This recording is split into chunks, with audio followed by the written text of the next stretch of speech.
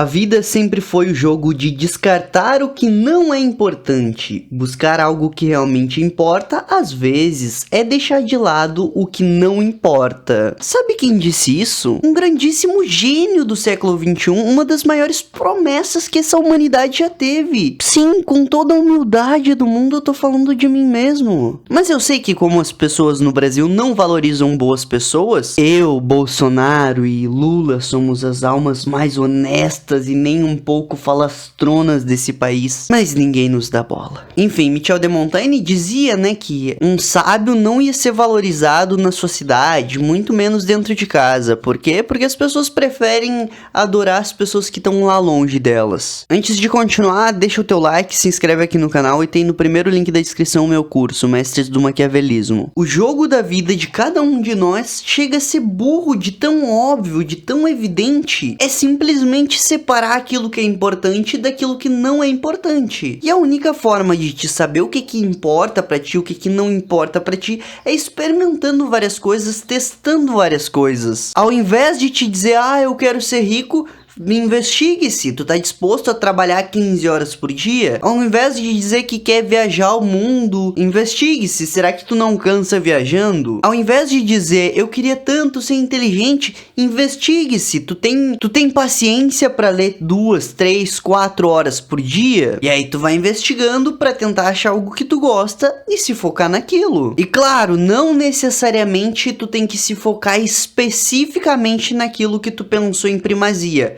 Por exemplo, o cara que quer ser um jogador de futebol, mas vai lá jogar e adora jogar, talvez não tenha potencial suficiente para se tornar um jogador de futebol, mas ele pode ser um jornalista de futebol, ele pode ser um comentarista de esporte que atua no futebol. Sempre observe isso, há várias áreas adjacentes àquilo que tu gosta. Eu gosto de escrever, eu posso escrever roteiro, eu posso escrever livro, eu posso escrever artigo, eu posso... são infinitas as coisas. O cara que gosta de ciência pode ser professor, pode ser empresário, pode ser pesquisador. No final das contas, a tua criatividade para saber o que tu gosta e em qual das áreas do que tu gosta é que vai mandar. Na nossa vida, a maioria das coisas são totalmente não importantes. Das 500 coisas que tu tem pra fazer no teu dia, 490 não são importantes. Arrumar a cama é importante? Provavelmente não. Fofocar sobre a vizinha é importante? Provavelmente não. Militar no Twitter é importante? Provavelmente não. Agora, há umas pequenas coisas que a maioria das pessoas negligencia que suplantariam tudo isso, todas as 500 ações. Umas 3 ou 4, vamos dizer. Se alimentar bem, dormir bem, ler, se exercitar, agradecer. Essas pequenas coisas suplantariam toda uma rotina e uma carga pesada de vida. Mas as pessoas preferem o quê? Em vez de ir pra academia, eu quero ficar fofocando com a vizinha. Em vez de me alimentar bem, por que eu não faço miojo e não tomo refri? Em vez de ler, por que eu não... Olha que ideia genial que eu tive. Em vez de ler, eu vou assistir a classe jornalística e deixar ela mandar na minha opinião. Eu sou um gênio. Burro, tu é burro. Cara, te falta capacidade de discernimento em um nível incomensurável. Como é que tu deixa as tuas opiniões nas mãos da classe jornalística, ô animal? As tuas opiniões na mão da classe artística, jornalística e política. Isso é um crime que tu comete contra si mesmo, não se informar. Se eu vejo uma pessoa que vem falar de televisão pra mim, eu já só concordo, porque eu sei que vai vir um modelo quase que estático, bem como se fosse um estereótipo assim. Ou é o PEC bolsonarista, conservador de direita cristão, ou é o PEC lulista que nunca foi ladrão e parará. Eu converso com as pessoas, eu sei como é que funciona o mundo e eu não fico preso nas mídias. Deve ser por isso que eu não polarizo minhas opiniões.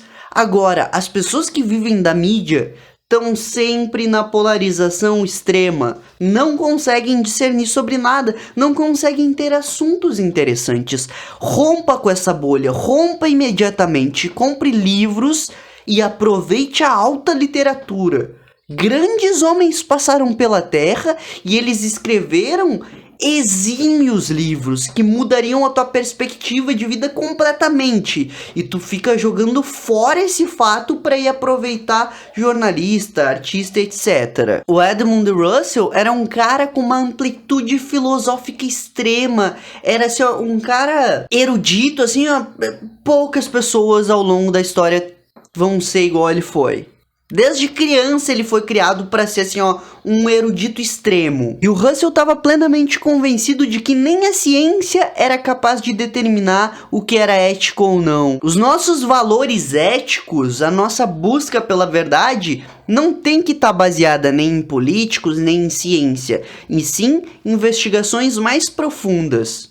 Talvez eu até colocaria assim, investigações metafísicas, devido à grande assertividade das religiões. Mas isso é papo para outra hora, outro momento, vamos esquecer isso. O que é importante que tu tenha em mente aqui? Que grandes pessoas eruditíssimas que tiveram uma amplitude filosófica, assim, ó, estupenda, muitas vezes revidavam com a própria ciência, com o que for que seja. Então, rompa com qualquer veículo das massas. Se é veículo das massas, provavelmente não é algo digno de pessoas que estão acima da média. Mas, Thiago, se eu não assistir televisão, eu vou virar um pária. Que se dane! Tu tem uma vida e depois que tu morrer... Bom, na minha crença, depois que tu morre, ou tu vai ser salvo, ou ir para algum tipo de coisa ruim, que eu não sei o que é, mas eu meio que não acredito em inferno, eu acredito só no céu. Então, pelo menos que tu tenha o cuidado de investigar. E se tu não tem interesse também em vida após a morte, dane-se.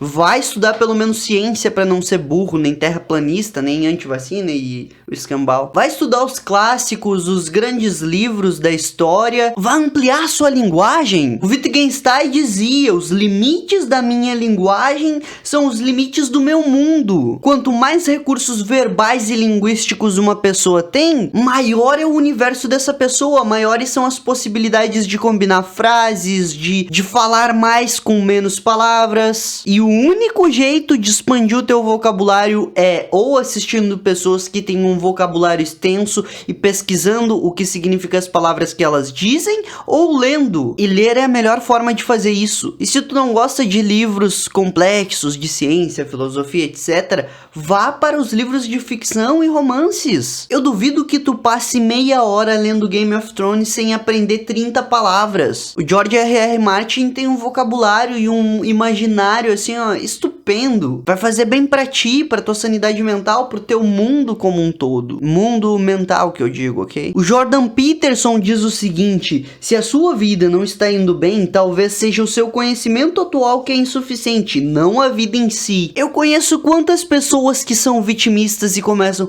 não, porque as coisas estão difíceis no mundo, não, porque a situação do país, porque isso e por aquilo. E aí pessoas com habilidades menores, ou seja, pessoas mais incapazes do que essas, se dando bem na vida porque tem uma atitude diferente. Esse governo tá ruim, né? Beleza, então é por isso que eu não vou me limitar a viver dependente do governo. A inflação tá alta, né? O dinheiro tá perdendo valor. Beleza, é por isso que eu tô investindo para ficar com rentabilidade acima da inflação. Pra toda desculpa que tu utilizar na tua vida, existe uma resposta e existe uma resposta assertiva para resolver esse problema, e tem pessoas inferiores a tu que em vez de reclamar desse problema estão solucionando ele. Se tu não soluciona os teus problemas, eu só tenho duas palavras para ti: preguiça mental, desleixo. Tá, foi 3 palavras. Mas é isso, tu é preguiçoso, é só isso, porque solução pra tudo tem, existe e estão disponíveis aí pra todos. Ah, Thiago, mas eu estou desanimado, eu estou no fundo do poço, eu acho que não tem mais jeito pra mim. O que eu devo fazer então? Siga o conselho do Peterson.